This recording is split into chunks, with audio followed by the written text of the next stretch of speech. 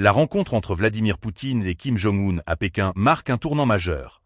La Russie et la Corée du Nord affichent désormais une coopération qui se veut stratégique et assumée. Une poignée de main, des discours appuyés et un message clair. L'axe Moscou-Pyongyang entend s'imposer face aux pressions occidentales. Abonnez-vous et partagez cette vidéo pour suivre chaque étape de cette alliance en pleine mutation.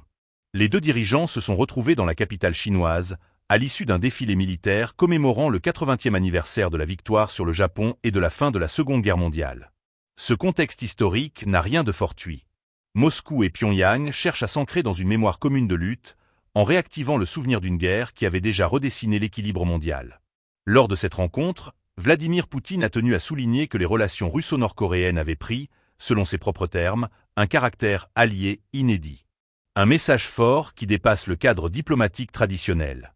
En insistant sur la fidélité et la combativité de l'armée nord-coréenne, le président russe a salué ce qu'il a décrit comme une contribution à la lutte contre le néonazisme.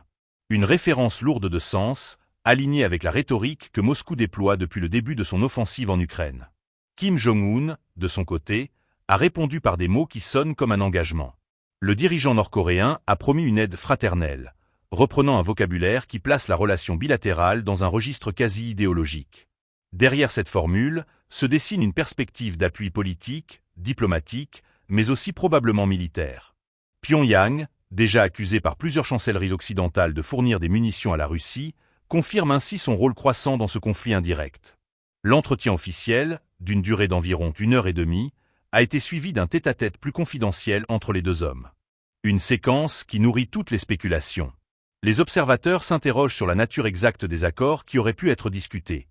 Transfert d'armes, soutien technologique, coopération énergétique ou encore alignement stratégique dans les instances internationales. Pour Moscou, ce rapprochement revêt une importance capitale. Isolée par les sanctions occidentales, la Russie multiplie les partenariats avec les pays considérés comme hostiles à Washington.